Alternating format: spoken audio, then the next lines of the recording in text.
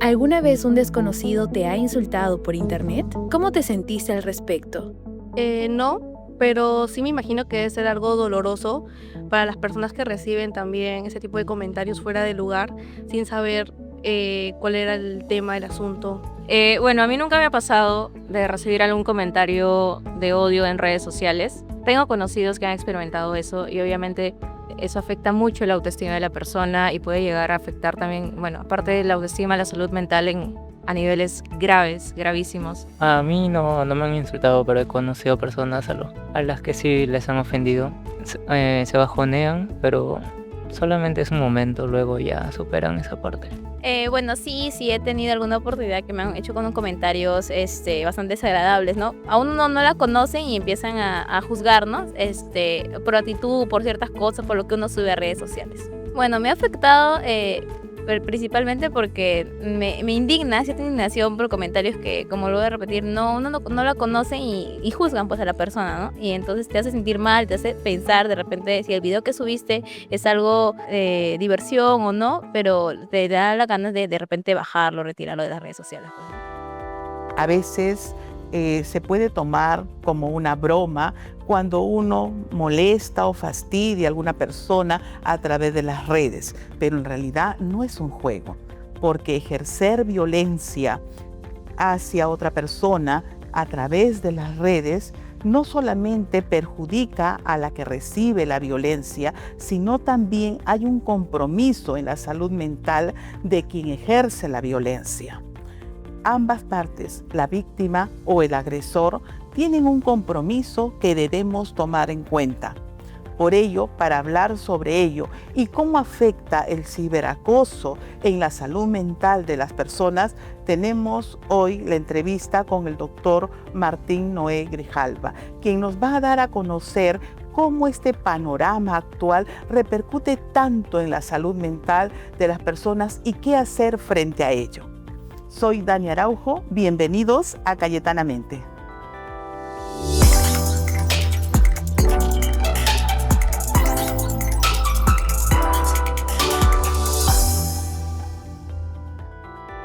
Doctor Hugo Martín, un gusto tenerlo en el programa.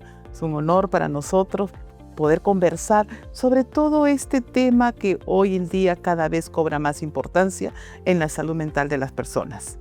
¿Cómo está? Muchas gracias. Agradezco la invitación a la Cayetano Heredia, justamente para ver este escenario y un problema muy complicado hoy en día, justamente el tema del ciberbullying. Así es, el ciberacoso. ¿Cómo debemos entenderlo? Ajá. Bueno, es una violencia ejercida a través de medios digitales. Lo que anteriormente era la violencia conocida como bullying o acoso escolar en los colegios, ahora esto se ha trasladado a temas digitales, ¿no? El agresor ahora ve una oportunidad a través de los medios digitales para ejercer justamente esta violencia a otras personas, ¿no? Especialmente a sus compañeros que pueden estar muy vinculados justamente a su vida cotidiana, ¿no? El asunto está que no es una situación nueva, es algo de todo el tiempo que se ha ido dando con las diferentes modalidades y ahora con el medio que usted señala, ¿no? Cómo es que a través de las redes podemos ejercer este tipo de violencia. Exactamente, ¿no? Ya la tecnología avanzó y justamente estos tipos de personas ven como una oportunidad el tema de los medios de comunicación o ven el tema de las redes sociales, ven el tema del internet como un canal para poder ejercer esta violencia justamente a otras personas, ¿no? Doctor, y justamente lo que usted dice, una oportunidad, pero quizás una oportunidad que cobra más importancia, ¿no? Porque estamos hablando quizás del anonimato. Así es, claro. Esta persona que ejerce esa violencia a través de las redes sociales o a través de los medios digitales justamente se escuda, ¿no? Se cubre justamente de ese anonimato para poder ejercer esa violencia, ¿no? Estos escenarios se están dando con mayor frecuencia en adolescentes, ¿no? En este grupo que también se da en la vida adulta, especialmente en universidades, institutos, donde está justamente esta persona oculta, ¿no? Detrás de una red, pero ejerciendo una violencia que posteriormente va a generar un problema en la salud mental de la víctima al respecto, ¿no? La violencia propiamente que se expresa a través de este medio, ¿cómo es que el público puede entender este comportamiento, ¿no? ¿Cómo se explica este tipo de reacción? Parte de lo que es este proceso de violencia que se está dando a través de las redes o a través de los medios digitales, ¿no? Son personas que están hostigando, están de repente transmitiendo una información equivocada o de repente una información que está afectando justamente al quehacer de la otra persona, ¿no? Y en el interín, justamente la dinámica hoy en día, por ejemplo, citamos a los adolescentes, muchos están muy pendientes de las redes sociales, del like o de la aceptación que le están dando al respecto. Es ahí donde la persona que ejerce violencia, en el caso del acosador, ¿no? de lo que es el tema del ciberbullying, ¿no? Entonces ejerce justamente una violencia indirecta aprovechándose justamente de esos medios para atentar a una persona al respecto, atentar en sus derechos justamente, ¿no? Porque ya violenta esos derechos que tiene esa persona al respecto, ¿no? Y hablamos entonces de dos elementos importantes. Por un lado, el que ejerce la violencia y por otro lado, la persona que recibe la violencia. ¿No? Es necesario distinguirlos porque ambos están comprometidos en su salud mental. Así es, ¿no? Una persona que la que ejerce justamente la violencia es el agresor, la persona que de repente está disfrutando de esa acción equivocada, malsana, y hay una persona que quiera o no es la víctima, que es presa fácil justamente de todo este proceso que se está dando en las redes sociales, ¿no? De repente de una difamación, de una foto o de algún comentario y comienza como un bombardeo, ¿no? De información en las redes y la víctima se encuentra en la presión de toda esta información, pero siempre hay una persona que está generando esa violencia al respecto hacia una persona, ¿no? Que es la víctima. Doctor, y considerando esta situación en el plano de la empatía, ¿no? Cómo nosotros como público podemos mirar y comprender la situación, ¿no? Pongámonos en la posición de las víctimas, ¿no? ¿Cómo podemos comprender que las víctimas están teniendo elementos que les causa daño en su salud mental? ¿No? Sí. ¿Qué está pasando con la víctima? Sí, hay un detalle importante que se ve mucho en los adolescentes a raíz de una serie de casos que atiendo a nivel privado, de los adolescentes indirectos, como que no me meto, no es mi problema y asumo una indiferencia total, ¿no? Son muy pocos los que tienen una empatía en relación a poder ayudar, qué hacer justamente con la víctima o qué hacer con el compañero que está siendo víctima de un ciberbullying al respecto, ¿no? Y se observa en la mayoría como que hay una diferencia como que no es mi problema, no me pasa y a mí no me meto en esta situación. Entonces, por lo cual es como que la víctima en ese escenario se siente sola, total.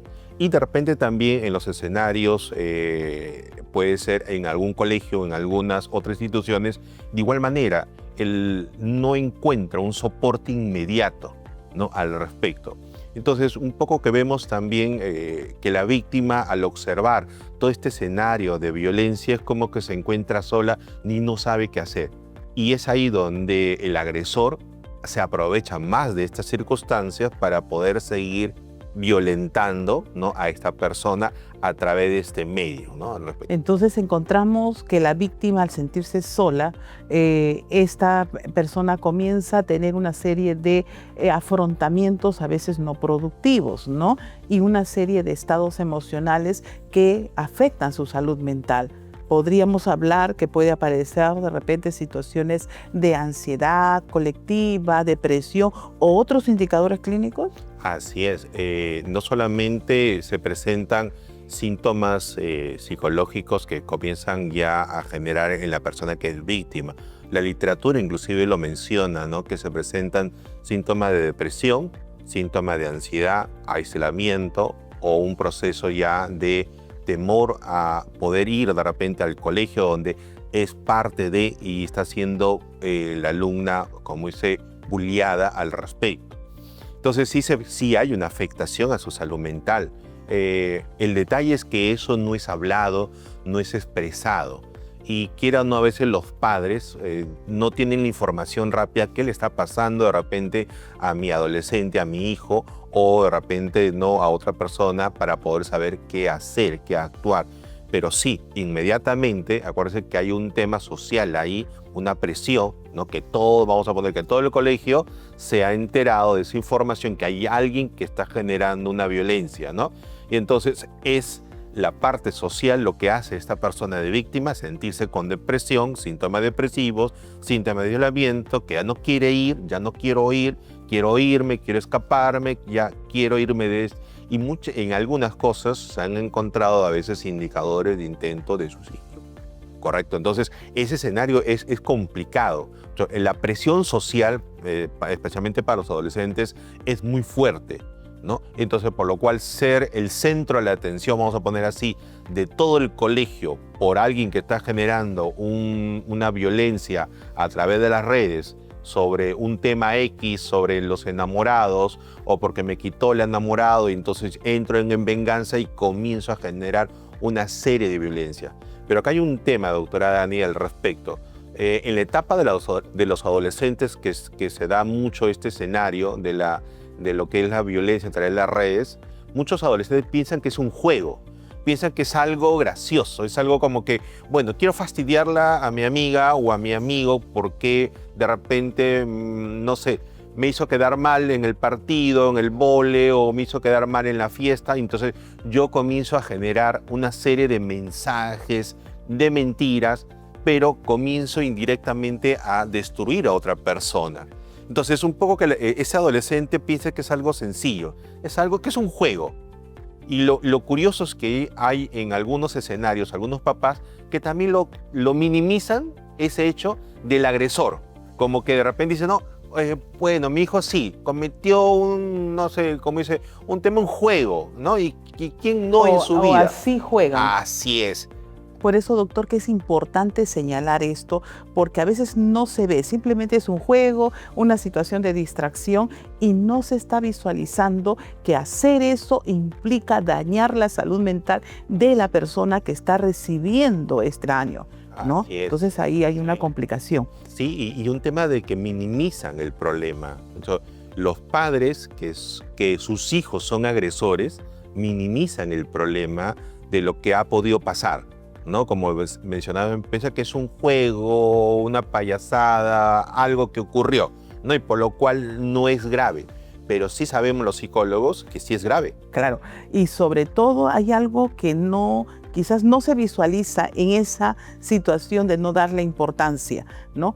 Porque si hace ello, probablemente ese comportamiento de violencia que está ejerciendo la persona contra otra es porque existe un estado emocional que no es de disfrute de la persona. O sea, ya hay un compromiso en su salud mental también del agresor, ¿no es cierto? Y claro, es que, vamos a poner así, el agresor está entendiendo cómo solucionar algún problema de relación y ve de repente el único medio de hacer daño de esa manera, ¿no? Y eso de repente lo ha aprendido, de repente parte en el contexto familiar, que es la única forma de repente de poder solucionar ese problema.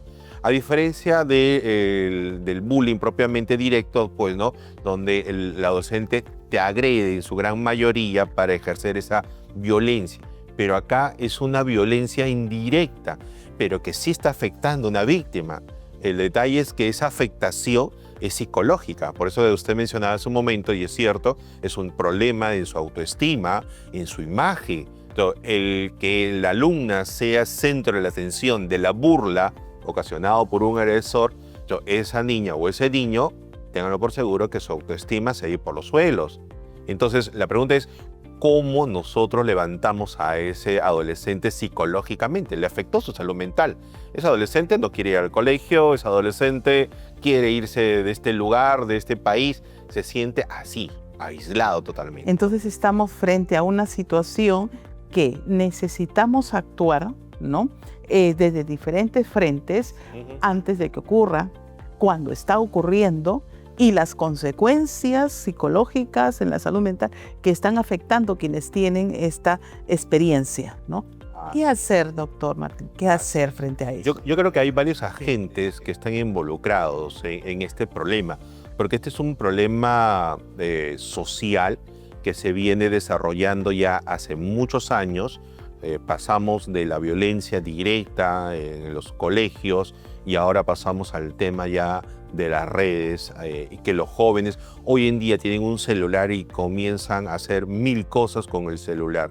En lo que nos corresponde a nosotros como profesionales en la salud mental es un poco trabajar con los adolescentes el tema de la asertividad, las habilidades sociales, en el tema del respeto hacia los demás y que también uno aprenda también a saber cómo respetarse sin violencia. Ese es por un lado. Por otro lado, también es un poco trabajar en las instituciones tratando de ir manejando el tema de los controles emocionales para el tema de las frustraciones, porque siempre hay discusiones que a veces pueden tener y tienen que aprender a cómo solucionar y no solamente viendo una solución directa que es agredir a una persona. Pero en los padres corresponde también una responsabilidad, que es la supervisión. Ahí es donde nosotros también, como profesionales de salud mental, tenemos que orientar a los padres para que puedan ejercer también control, supervisión del comportamiento de sus hijos. No dejarles simplemente al libre albedrío que ellos se eduquen, se crían, no, sino que tiene que haber una supervisión y control y modificación de la conducta más aún. Porque el colegio o las instituciones te dan una información, tú como padre tienes que saber cómo educar, cómo corregir. Ahí es el papel fundamental del padre de familia hoy en día, ¿no? Claro. Doctor Martín, nos gustaría pedirle una última recomendación, pero un poco asociada a la situación de la percepción de apoyo. A veces los padres tienen esta percepción de apoyo no bien, claro, muy ambigua, ¿no? Desde este punto de vista, ¿qué recomendaría usted? Mire, en las últimas generaciones muchos padres han considerado el tema de la libertad con libertinaje, pero creo que es algo equivocado. Hoy en día el padre tiene que tener más supervisión a través de las redes, qué está haciendo mi hijo en las redes, qué está haciendo al respecto. Y si un padre le pide, se me ocurre, el celular de sus redes, el adolescente tiene 20.000 claves. La pregunta es, ¿por qué hay tanto secreto al respecto? Y de repente los papás ni supervisan qué está haciendo su hijo en las redes o en qué está inmerso en las redes. Puede haber muchas cosas en ese contexto. Entonces los papás tienen que ejercer justamente una supervisión, comunicación. Tiene que haber un proceso constante de comunicación. No solamente el padre debe ejercer la función de brindar aspectos básicos, sino también justamente aspectos psicológicos como es el tema de la comunicación, pero también el tema de la afectividad, que de repente se está perdiendo ahí al respecto, ¿no? Todos esos elementos son importantes en el tema de apoyo que también tienen los padres que trabajar con un ser humano. Doctor, y solamente una situación entre los pares. ¿No? Entre los pares, la vinculación de los pares, ¿cómo tendría que ser para poder ejercer una buena salud mental? Bueno, en el tema de los pares entre los mismos adolescentes, es el trabajar justamente las habilidades sociales, es el respeto que ambos tienen que tener. Yo como adolescente tengo que saber cuáles son mis derechos y cuáles son los derechos de los demás y yo tengo que aprender ese principio. Pero eso también, ¿dónde lo aprendí? Lo aprendí en la casa. Es importante también entender eso en los padres también. Muchísimas gracias, doctor Martín. Gracias. Es un honor tenerlo. Yo sé que los adolescentes, los padres y las personas, los profesionales de salud mental van a estar atentos a tener esta visión y poder apoyar en este problema tan complicado que es el ciberbullying, ¿no? Gracias, doctor. Gracias. Ahora les brindo un dato importante.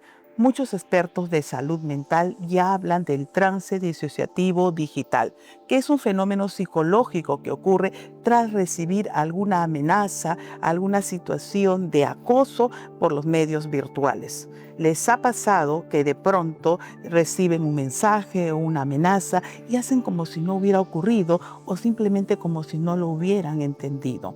Este fenómeno es explicado desde el punto de vista que el cerebro hace un bloqueo, es decir, una disociación de la realidad con lo que está ocurriendo, lo que siente la persona. Realmente no es una exageración. es importante tener en cuenta porque esto puede durar unos minutos, unos días o más. Por lo tanto, necesita atención, necesita cuidar nuestra salud mental. Es un efecto como consecuencia del acoso virtual. En esta sección de consultorio tengo algunas preguntas que voy a responder. La pregunta de Carlos Gómez, quien nos dice: mis amigos crearon un grupo de WhatsApp solo para burlarse de otro chico del salón. No sé si decir algo o quedarme callado. ¿Qué hago?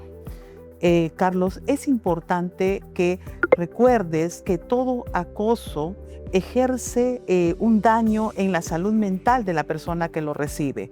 Por lo tanto, hay una responsabilidad importante que tienes que asumir, porque en la medida que callemos es en la medida que estamos permitiendo que siga ocurriendo ello. Y sobre todo, también en relación a ti, ¿no? El conocer esto te va a crear una responsabilidad y te va a crear un malestar que te puede afectar tu salud mental. Tengo una siguiente pregunta. Kevin dice, 19 años, dice: en Twitter me insultan cada vez que opino sobre los temas de LGTB. ¿Cómo protejo mi salud mental si no quiero cerrar mis redes o callar mis opiniones? Kevin, qué importante que nos señalas que por un lado no quieres cerrar tus redes y por otro lado no quieres dejar de dar tus opiniones, ¿no? Entonces, frente a esta situación, lo que te podría recomendar es ver una estrategia, ¿no?, que te ayude a que no te afecte esta situación. Probablemente, ¿no?, el ignorar o instigar esta situación podría ser una alternativa. También recuerda que es importante tener una apertura hacia las opiniones sin que esto te cause malestar.